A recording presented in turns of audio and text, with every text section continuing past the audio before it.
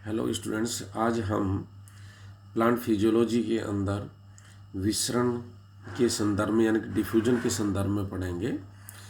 Diffusion एक ऐसी प्रक्रिया होती है जिसमें सोल्यूट हैं जो एक स्थान से दूसरे स्थान पर है जो विसरित करते हैं, लेकिन उनको माध्यम की आवश्यकता होती है। बिना माध्यम के वह जो नहीं हो सकते। इनमें विसरण है जो गैस से गैस के रूप में भी हो सकता है, तरल से तरल के रूप में भी हो सकता है और ठोस से लिक्विड के रूप में भी हो सकता है। तो ये देखने के लिए हम है जो इसमें जो अध्ययन करेंगे।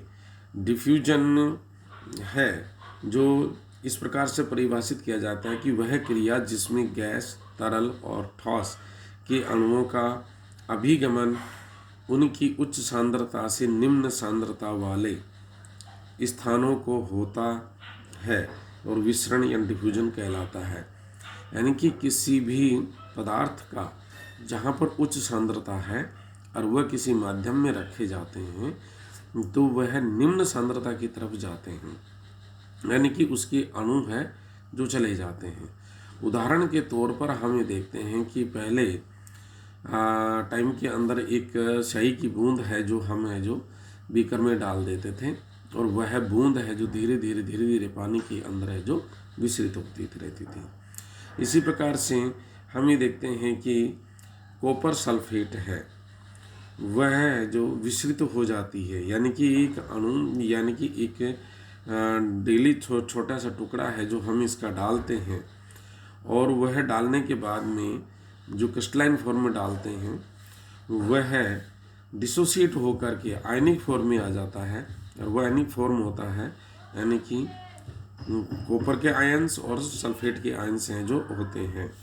ये संपूर्ण रंग जो धीरे धीरे बदलते हुए है जो यह हरा नीले रंग का दिखाई देने लगता है। इसी प्रकार से हम ये देखते हैं कि परफ्यूम्स हैं जो हम एक कमरे के अंदर रखते हैं वह भी विसरित होते रहते हैं और विसरित होकर के वो क्या है कि एक कमरे के एक कोने में रखते हैं तो वो दूसरी कोने के अंदर कमरे के में अपने आप चले जाते हैं। आपने लैब्स के अंदर देखा होगा, केमिस्ट्री लैब में देखा होगा, जैसे अमोनिया है, अमोनिया की बोतल जैसी हम एक जगह खोलते हैं तो लैब के दूसरे कोने में भी अमोनिया का यह जो चला जाता है। आपने केमिस्ट्री का प्रैक्टिकल करते हुए देखा होगा कि सल्फर डाइऑक्साइड है जिसको हम है जो बाहर रखते हैं। बाहर इसलिए रखते हैं कि उसकी गंध है जो बहुत तीव्र होती है और उसमें काफ़ी रिएक्शंस होते हैं, इस वजह से हम उसको बाहर रखते हैं। और बाहर रखने के लिए फिर जब भी हम बाहर भी रखते हैं तो भी उसके पास से गुजरता हुआ व्यक्ति है जो उस इक्विपमेंट से हम ये देखते हैं कि वो जो बहुत ही तीव्र गंध है जो उससे निकलती है।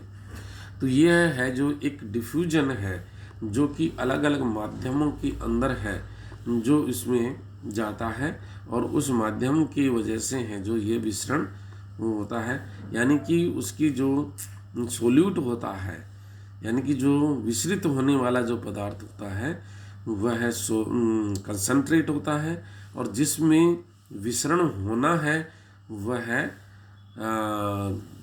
कम सांद्रता वाला होता है, तो इस वजह से वह इजीली हो जाता है। तो इस प्रकार की जो भी कंडीशंस होती हैं उसको हम है जो इसके अंतर्गत रखते हैं।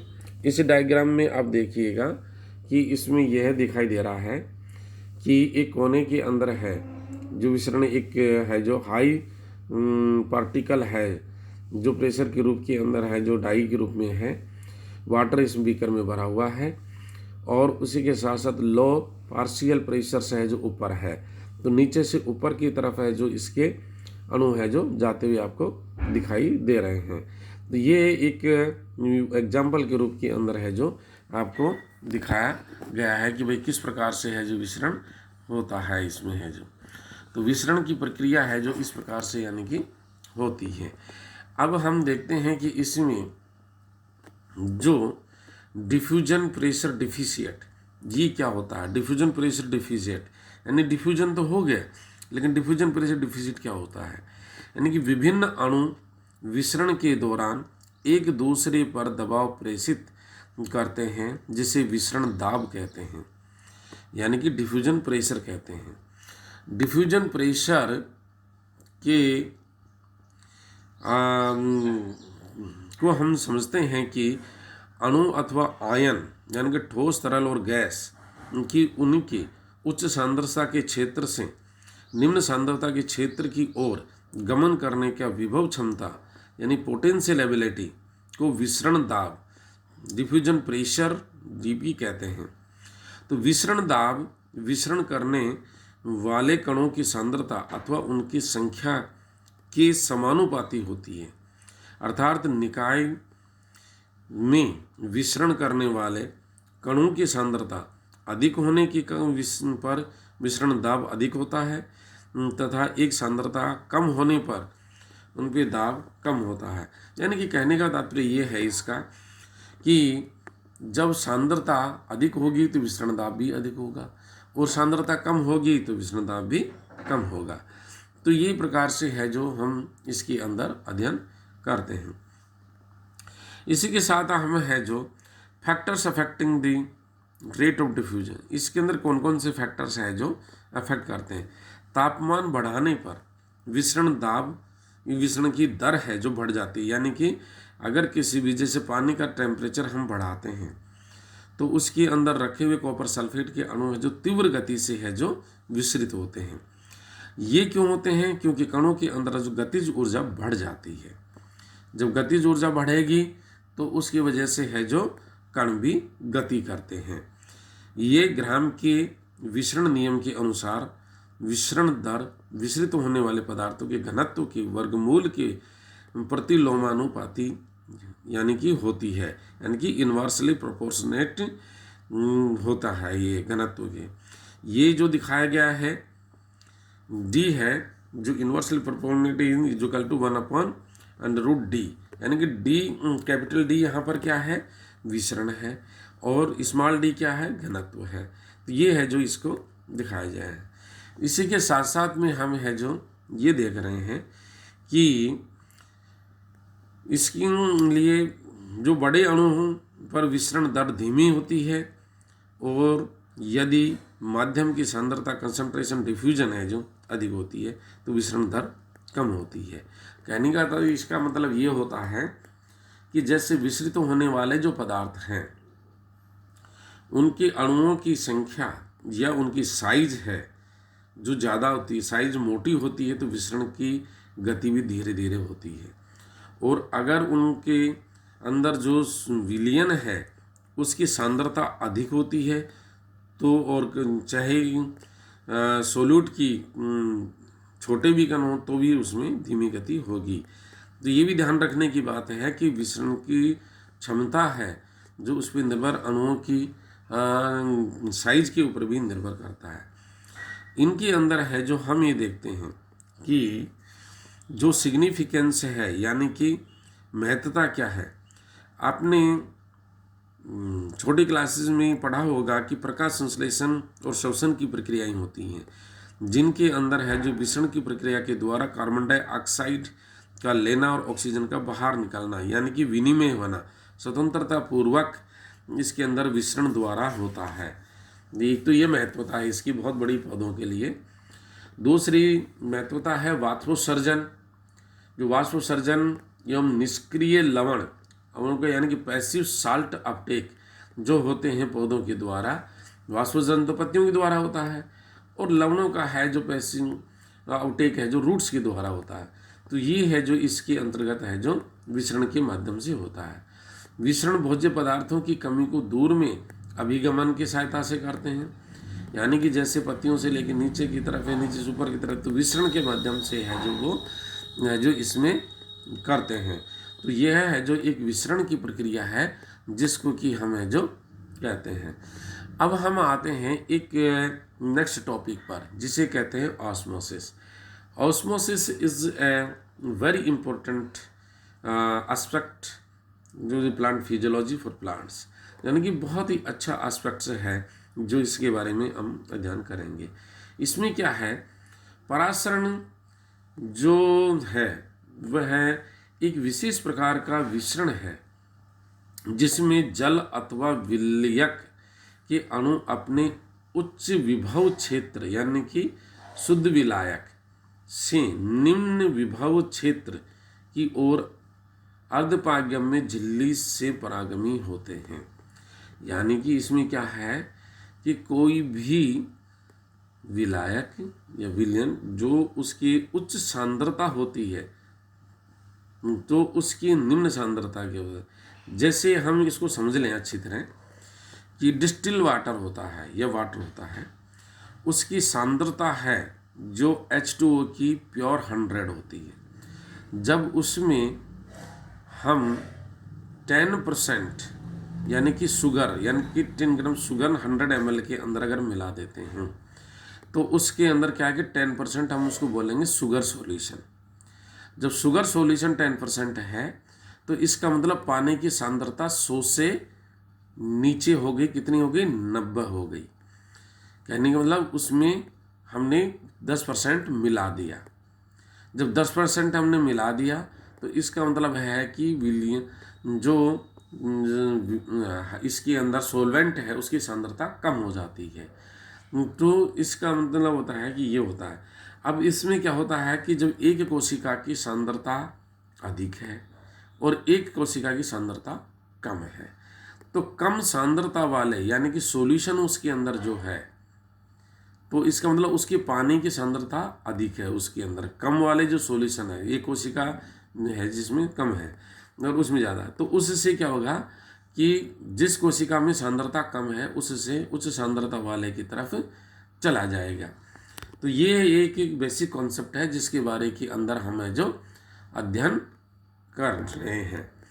इसी के साथ साथ हम एक एक्सपेरिमेंट लेते हैं, जिस एक्सपेरिमेंट को हम ये देखते हैं कि ये देखिए, ये थिसल फनल वाला एक्सपेरिमेंट है।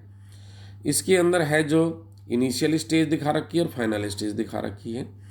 इनिशियल और फाइनल स्टेज के अंदर अंतर यही है कि इसके जो एरो स्थान दिखा रखा है वहाँ पर देखिए कि इसमें पहले पानी का लेवल ये था और दूसरे के अंदर फाइनल में पानी का लेवल वहाँ चला गया है। तो ये थिसल फनल है। इसी के अंदर हम थिसल फनल में क्या भर रखा है, शुगर सॉल्यूशन भर रखा है। बीकर में क्या है, पानी है, ठीक है। और कोटेड क्या है, ब्लेडर यानी कि झिल्ली है इसके अंदर है जो। तो इसके माध्यम से हमें जो इसको समझ सकते हैं कि इसके अंदर क्या है। अब मैं आपको बताता हूँ कि इसके अंदर क्या होता है। झिल्ली के माध्यम से है जो नीचे से ऊपर की तरफ है जो पानी जाता है और ये सेलेक्टिव रूप के अंदर ही जाएगा। तो पानी है जो इसमें ऊपर की तरफ जाता रहता है और ये जैसे जैसे नीचे से ऊपर की तरफ अंदर जाएगा तो ये है जो एक ऑस्मोसिस की प्रक्रिया इसके अंतर्गत होती है। तो इसी में क्या है कि जो परासरण होते हैं वो दो प्रकार के होते हैं, अंतःपरासरण और बाह्य परासरण। अब इसमें जो हमने आपको बताया है जो कि अंतःपरासरण का एक उदाहरण है। और अंतःपरासरण के अंतर्गत क्या होता है कि नीचे से ऊपर की तरफ यानी कि बाहर से अंदर की तरफ जाना अंतःपरासरण होता है और अंदर से बाहर की तरफ निकलने वाला है जो इसमें बाह्य परासरण होता है, जो कि हम एक आलू की पोटैटो ऑस्मोस्कोप के माध्यम से हम इसको अच्छी तरह समझ सकते हैं। ये पोटैटो ऑस्मोस्कोप है। इसके अंदर आप देखिएगा ये दो डायग्राम आपको दिखाई दे रहे हैं। इसके अंदर इसमें एक एंडोस्मोसिस है। इसका मतलब है एक के अंदर आप एंडोस्मोसिस में देखिए ए जो पिन लगा रखी है वहाँ से पानी है जो ऊपर की तरफ जा रहा है और बी पॉइंट तक पहुँच गया है। और दूसरा एग्जॉस्मोसिस में क्या है कि ए पॉइंट ऊपर है और बी पॉइंट नीचे है। इसका मतलब पानी इससे बाहर निकल रहा है। तो इसका मतलब क्या है कि हमने क्या किया इस एक्सपेरिमेंट में, शुगर सॉल्यूशन एंडोस्मोसिस में अंदर कैविटी में लिया है और एग्जॉस्मोसिस में शुगर सॉल्यूशन कहाँ लिया है, बीकर में लिया है। तो इसका मतलब कंसंट्रेट सॉल्यूशन से दोनों के अंदर वाइस वर्सा है और इस वजह से क्या है कि एक में एंडोस्मोसिस हो रहा है, एक के अंदर एक्सोस्मोसिस हो रहा है। तो ये चीज़ है जो हमें जो इसमें देख रहे हैं। ये चीज़ें क्यों होती है, इसी के लिए हमें है जो ये एक सॉल्यूशंस होते हैं जिन सॉल्यूशंस के बारे में हम बात करते हैं। 3 प्रकार के सॉल्यूशन होते हैं, आइसोटोनिक, हाइपोटोनिक और हाइपरटोनिक सॉल्यूशंस होते हैं। आइसोटोनिक सॉल्यूशंस होते हैं जिनमें अंदर और बाहर यानी कि सांद्रता दोनों सॉल्यूशंस की समान होती है, उसको आइसोटोनिक बोलते हैं। एंड हाइपोटोनिक सॉल्यूशन है, इसमें क्या होता है, विलयन में विलय यानी सोल्यूट की सांद्रता कोशिका में विलय की सांद्रता से कम होती है, तो हाइपो हो गया यानी कि कम हो गया। और हाइपर का मतलब उसकी सांद्रता है जो ज़्यादा होती है, यानी कि सांद्रता कोशिका में उसकी सांद्रता से अधिक होती है। जो सॉल्यूशन की सांद्रता अधिक होती है तो उसको हाइपर सॉल्यूशंस के रूप के अंदर हमें जो जानते हैं। तो इस प्रकार से हम ये देखते हैं कि जो ये इनका व्यवहार है, जो पादपों के अंदर है, जो सॉल्यूशंस का व्यवहार भी बहुत ही मायना रखता है और बहुत ही इसमें है। और इन्हीं की वजह से क्या है कि यह है, देखते हैं इसमें क्या है कि 3 प्रकार से हम इसको देखते हैं कि ये सॉल्यूशंस हैं जो किस प्रकार से आपको है जो इफ़ेक्ट कर रहे हैं। इनमें देखिएगा, पहला है आइसोटोनिक सॉल्यूशंस इस डायग्राम में, दूसरा है नेट यानी कि इसी के अंदर effect of the water passes out यानी कि ऑफ द सेल से पास आउट यानी कि कहता है यानी कि हाइपरटोनिक सॉल्यूशन है, और इसमें सेल है जो सिकुड़ गई है। और तीसरा है जो इसमें डायग्राम में दिखा रखा हाइपोटोनिक सॉल्यूशन, इसमें क्या है कि अंदर बाहर से अंदर की तरफ यानी कि पानी जा रहा है, तो ये कोशिका है जो और फूल गई है, यानी कि इसके in respect of the volume जैसे जैसे ही अंदर सॉल्यूशन जाते हैं बाहर निकालते हैं तो इसका वॉल्यूम के अंदर प्रभाव आता है। Thank you.